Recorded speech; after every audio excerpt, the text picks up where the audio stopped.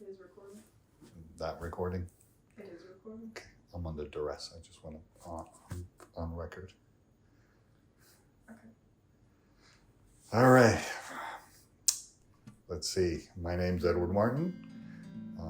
Chloe Alexis Martin's father. My parents were from Argentina. My father was from San Lorenzo and my mom was from Capitan Bermudez, which is a city. They're both cities close to Rosario, which is like the second largest city in Argentina. My dad was in the army. Back then there was a military government, so everyone had to be in the army when you turn 18. Not a fun thing. My parents met at a party that my dad was actually in a band. He was a drummer. That was kind of cool. They met in this kind of jazz club kind of deal. When my dad got out of the army, he opened up a little shop, a little car shop, repair place that painted cars and fixed cars. He got married to my mom and had their first child, which was my older brother, Mario. They were doing pretty well. Things in Argentina got a little bit complicated. The military government was getting really ruthless. There was a lot of disappearings, a lot of people getting abducted at night, killed. So my dad decided, we need to leave. At that time, they didn't really know that my older brother had leukemia, but he was already getting a lot sick. So they said, okay, well, let's take him to the United States and let's see what's wrong with him. So they flew. My dad flew first, all by himself, not knowing English, not knowing anything. His first job in the United States was actually washing cars, which from owning a shop to just washing cars. And then at night he was working in a sandwich place, just making sandwiches. So he saved all the money. He lived in a little shack somewhere, and he was able to raise enough money to get my mom and my older brother to the United States, to Albany, New York. That's where they went. Unfortunately, once they got here, my older brother was diagnosed with leukemia, which was really not too great. I was born in Albany, New York, and so was my brother. So there were the three of us. When my brother got very sick and they gave him like 3 months to live. Once you're in leukemia and you get really sick, you lose all your hair, you gain a lot of weight. Back then, the chemo treatment was pretty brutal.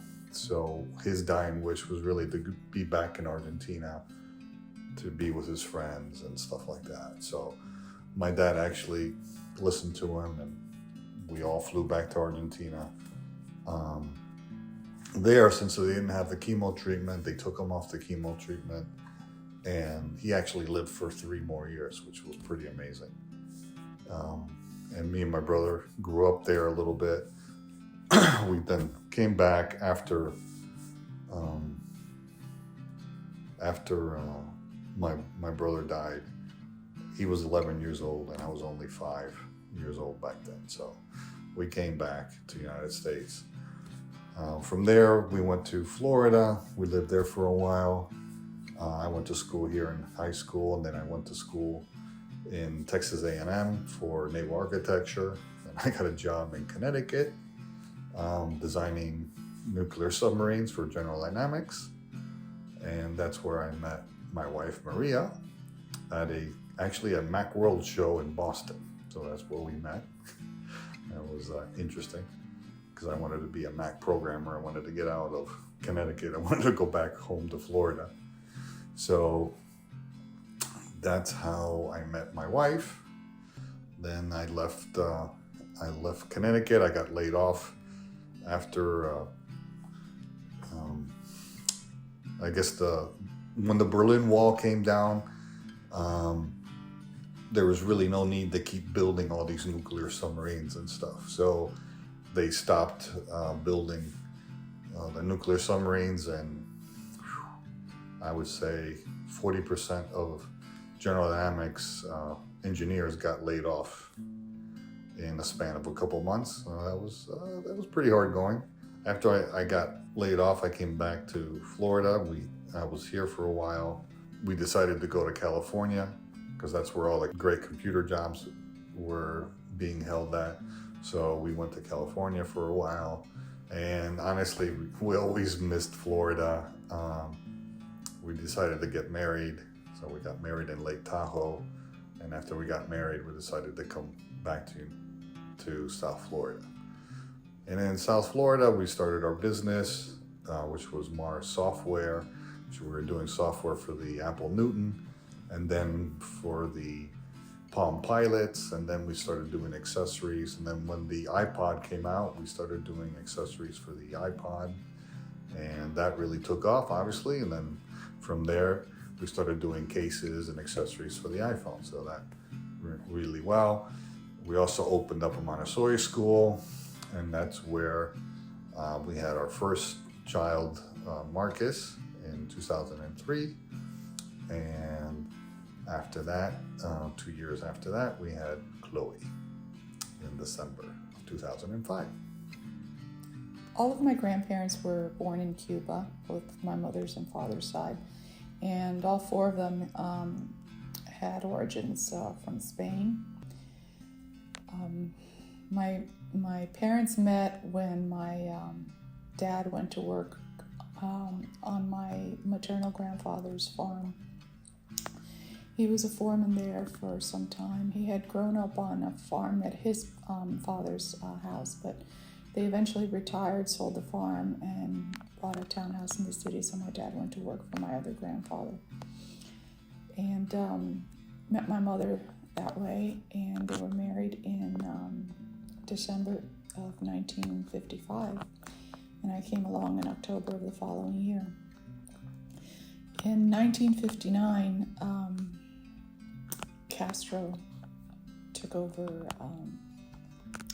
the so-called presidency of Cuba, and as we all know, he became a ruthless communist dictator. At first, things didn't change very much, but eventually the situation escalated to the point that neighbors were ratting on neighbors, people were being shot in the streets. It was just miserable.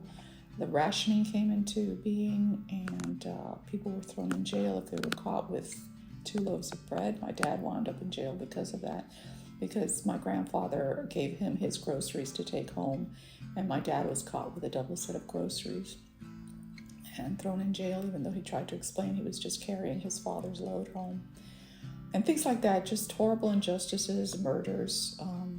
The situation was really fairly grim when the freedom flights were established by the United States, and we were fortunate enough in March 28th of 1962 to be able to leave on one of the freedom flights.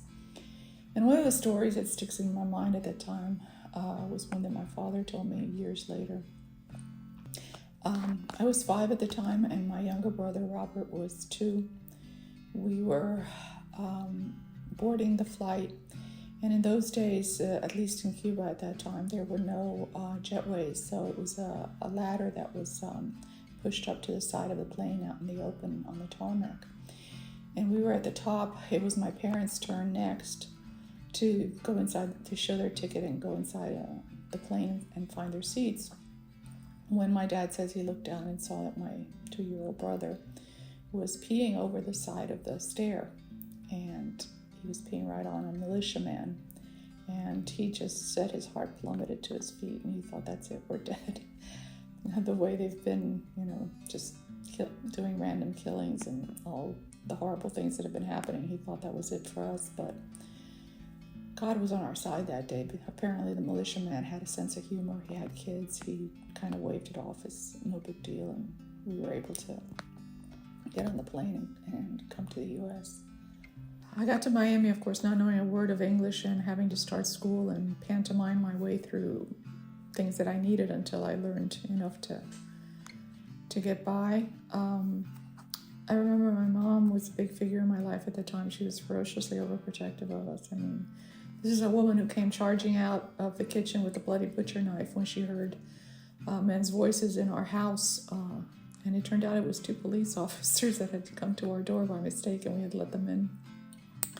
And she also, I remember her going into the men's fitting room and dragging my brothers out whenever they took too long to try on their pants or their shirts.